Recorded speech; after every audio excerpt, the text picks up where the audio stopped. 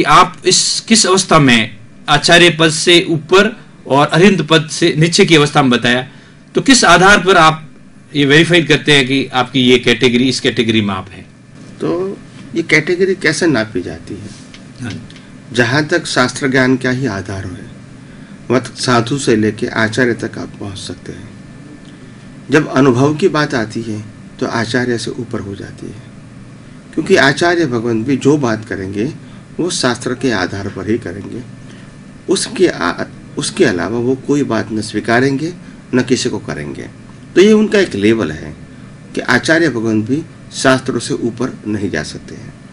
अनुभवी पुरुष जो शास्त्रों में नहीं लिखा है वो भी बता सकते हैं, और वो भी प्रमाण से बता सकते हैं, अपने अनुभव से बता सकते हैं। जैसे शास्त्रों में एक शब्द लिखा है कि जब कोई भी व्यक्ति केवल ज्ञान प्राप्त करती है तो वो अंत तक वो पुरुषार्थ करती है। ये शास्त्रों में लिखा है।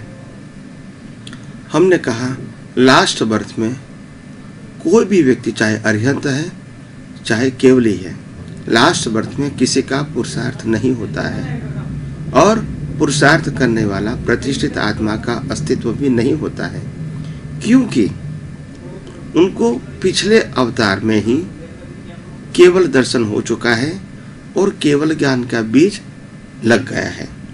अभी लास्ट बर्थ में केवल ज्ञान का फल मिलता है तो उसमें पुरुषार्थ की जरूरत नहीं है, क्योंकि अज्ञानता तो है ही नहीं।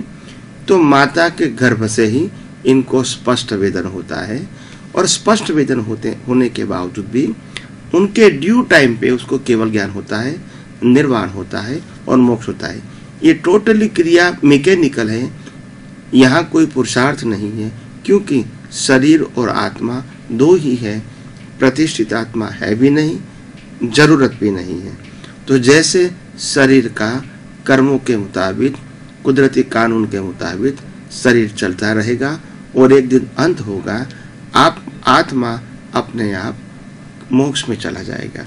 केवल ज्ञान भी अपने आप होगा, निर्वाण भी अपने आप होगा और मुक्ति भी अपने आप होगी। तो इस प्रकार से ये ज्ञान शास्त्रों में लिखा नहीं है। दूसरी बात, शास्त्रों के अंदर प्रतिष्ठित आत्मा का उल्लेख नहीं है। अंतरात्मा दशा बताई गई है, मगर प्रतिष्ठित आत्मा शब्द नहीं बताया है, जो अनुभवी ज्ञानी बता सकते हैं। ऐसी बहुत सारी बातें हैं कि जो शास्त्रों में नहीं लिखी गई है। जैन धर्म में एक बात बहुत प्रचलित है, भवी, अभवी और दूरभवी, ऐसी कैटेगरी बनाई गई है जैन धर्म के अंदर। जो जीव थोड़े समय में मोक्ष में जाएगा, थोड़े अवतार में मोक्ष में जाएगा, इसको आसन भवी बताया, यानी 2 और 5 भाव में जाता है वो आसन भवी। जो कहीं अवतारों के बाद जाने वाला है वो दूरभवी है, 25, 50, 100 अवतार के बाद जाने वाला है तो दूरभवी है। और पहला आसन भवी, दूरभवी, और तीसरा बताया है अभवी। और अभवी का शास्त्रों में उल्लेख है कि अभवी का मोक्ष होता नहीं है, ऐसा शास्त्रों में बताया गया है, और आचार्य भगवान, साधु भगवान फरमाते भी हैं। हमने कहा कोई भी व्यक्ति जब उसके अंदर आत्मा है तो वो कायम के लिए अभवी नहीं हो सकता है, क्योंकि आत्मा की क्वालिटी तो अरिहंत से लेके सिद्ध से लेके आम व्यक्ति का आत्मा इक्वल है। क्या है? तो आत्मा में तो भेद है नहीं, तो फिर आत्मा परमानेंटली अभवी कैसे हो सकता है?